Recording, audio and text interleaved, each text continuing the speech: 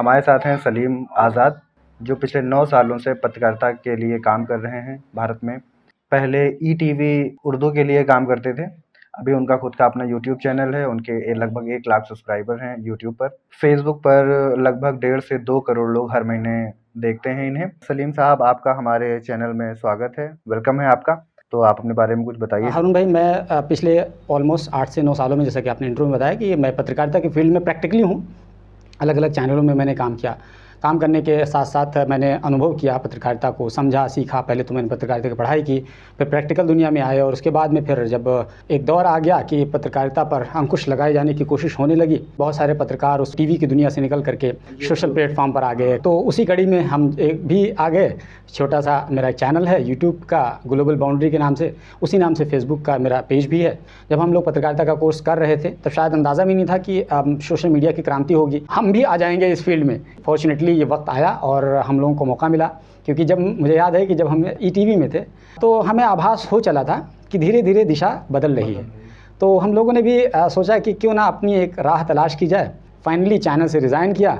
Resign करने के बाद आज़ादी के साथ, जैसे कि मेरा नाम सलीम आज़ाद है, तो मैंने अपने नाम को साकार करते हुए हमने अपना चैनल बनाया और इस फील्ड में आ गए। तो बहुत सारे लोगों के लिए अपॉर्चुनिटी है और आ सकते हैं आने वाले नौजवान। ईटीवी को जब आपने ज्वाइन किया, उस बारे में कुछ बताइए, कोई एक्सपीरियंस आपका कुछ खास। ईटीवी एक बहुत बड़ा प्लेटफॉर्म है।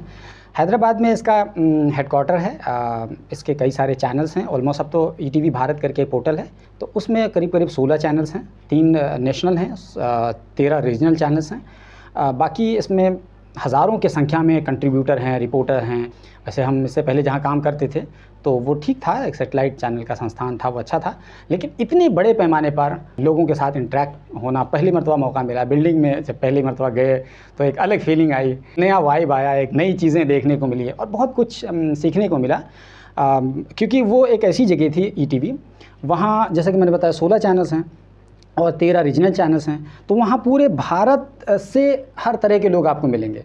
सारे रीजन के लोग आपको मिलेंगे। उड़िया के लोग मिलेंगे, बंगाल के मिलेंगे, आसाम के, महाराष्ट्र के, केरला के, तमिलनाडु के, मतलब पूरा पैन इंडिया आपको मिलेंगे। हर तरह के लोग मिलेंगे, उनसे इंटरेक्ट करने का मौका मिलेगा। उनके खान पान के बारे में, उनके कल्चर के बारे में, उनके बारे में बहुत कुछ समझने को मौका मिलता है। एक्सपोजर होता है, खुल करके होता है।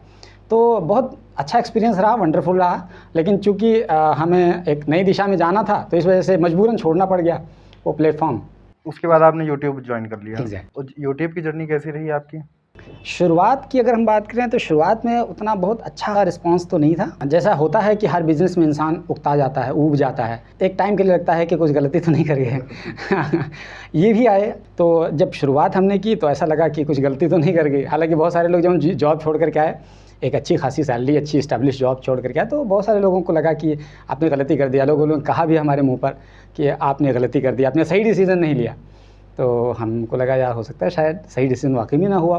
फिर जब आपको लगता है कि हम किसी और चीज़ के लिए बने हुए हैं और वो हमें पता है हमें कहाँ जाना है, हम लोगों को एक्सप्लेन करते हुए नहीं फिरेंगे, तो फिर थोड़ी सी हिम्मत बनती है, अपने आप को इंटरनली मोटिवेट करते हैं। लेकिन जब उसका रिस्पांस एक बार मिलने लगा हारून भाई, फिर मैंने लगा कि ये सबसे अच्छा डिसीजन था मेरी लाइफ का और इससे बेहतर डिसीजन कुछ हो नहीं सकता। क्योंकि जब हमने देखा कि लाखों लोगों तक हमारी रीच होने लगी, बहुत सारे फ़ोन्स आने लगे।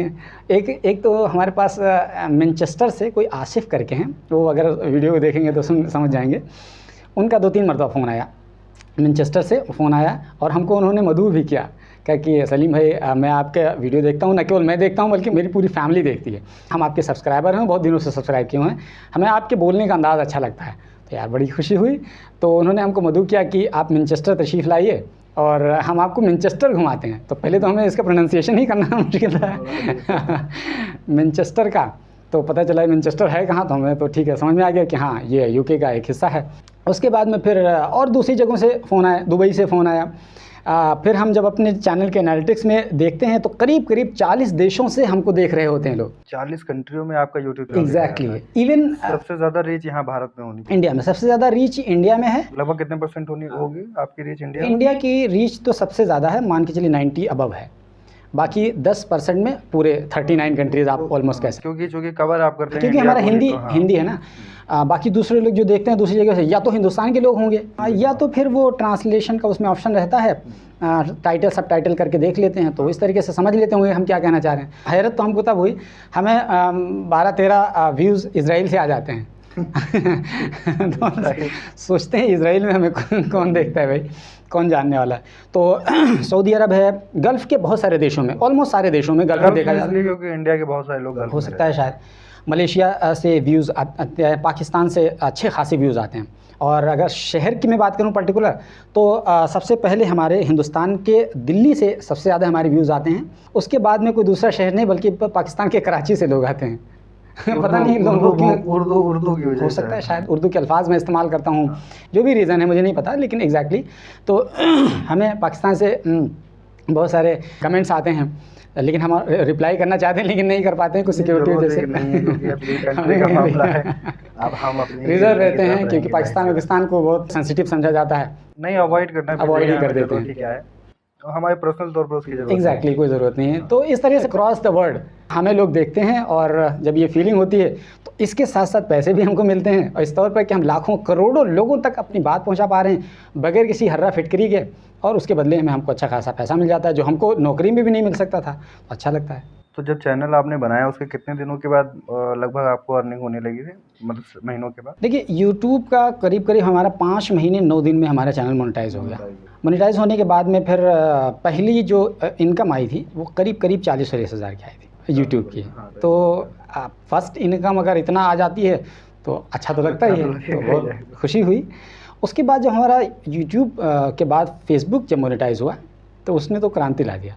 तो फेसबुक से हमें बहुत अच्छा खासा, मुझे याद है कि एक महीने में हमें $3000 फेसबुक से मिल गया था। तो वो बड़ा यूनिक था, करीब 2.5 लाख बनता है, और लाखों में कई मरतबा है। तो इस तरीके से आप यूँ कह लीजिए कि नॉर्मली हमारा फेसबुक से बहुत अच्छा रेवेन्यू होता है, क्योंकि जैसे कि मैंने आपको बताया कि फेसबुक पे हमारी जो रीच है वो करीब 1.5 से 2 करोड़ के बीच में हमारी महीने की। तो अगर इतनी रीच है तो उसी के अनुपात में फिर इनकम आ जाती है। तो नौकरी से बहुत अच्छी है, जिसको कभी हम नौकरी करते थे अब हम 1-2-3 लोगों को नौकरी दे रहे हैं, उनको सैलरी दे रहे हैं। टीम है आपकी। एग्जैक्टली।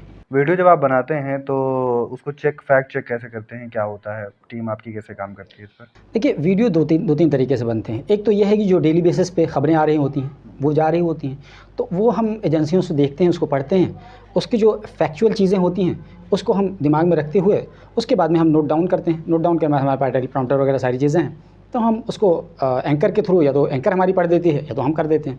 ये तो हो गया एक सामान्य से एक न्यूज़। लेकिन जब कोई हम कॉम्प्रहेंसिव स्टोरी करते हैं तो उसको हम कई एंगल से फैक्चुअली चेक करते हैं। ऑथेंटिक सोर्सेज से जब उसको चेक कर लेते हैं हम सेटिस्फाई हो जाते हैं कि हम हर एंगल से हमारा मामला क्लियर है। उसके बाद में फिर हम उसको पहले लिखते हैं। शुरू में हमारे पास टेलीप्रॉम्प्टर नहीं था, हमने बाद में टेलीप्रॉम्प्टर वगैरह सब खरीद लिया।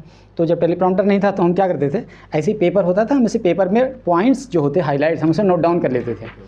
ऐसे नोट डाउन कर लीजिए, और हमको पता होता था, जैसे मान लीजिए कि इसके संदर्भ में हमें कितनी बातें कहनी। पीपीटी आप रेडी कर लेते थे, और हाँ आप पीपीटी के तौर पर कह सकते हैं। इतनी बातें हमें इस पॉइंट के संदर्भ में कहनी है, और इस तरीके से हम एक्सप्लेन करते थे। अगर कोई रीटेक हो जाता था तो उसको हम कट कर देते थे एडिटिंग में। शुरुआत जब हमने की थी तो हम अकेले थे, पूरा हम अकेले काफ़िला था। रिसर्च करना, खुद ही एंकरिंग करना, खुद ही एडिटिंग करना, खुद ही सब कुछ करना ओवरऑल। लेकिन फिर जैसे ही आगे बढ़ते चले गए, कारवां बढ़ता चला गया, और अब अल्हम्दुलिल्लाह 3-4 लोगों की एक पूरी टीम है। स्टार्टिंग फेज़ काफ़ी टफ रहता है यूट्यूब और फेसबुक। बिल्कुल, हर चीज़ का टफ होता है, तो ये भी है। लेकिन जब एक बार चल जाता है, दुकान चल गई तो फिर चल गई। थैंक यू सलीम भाई, आप हमारे साथ जुड़े, लोगों से आपने बहुत अच्छी बातें बताई, आपने कही, हमसे मुखातिब किया आपने, इसके लिए भी आपका धन्यवाद।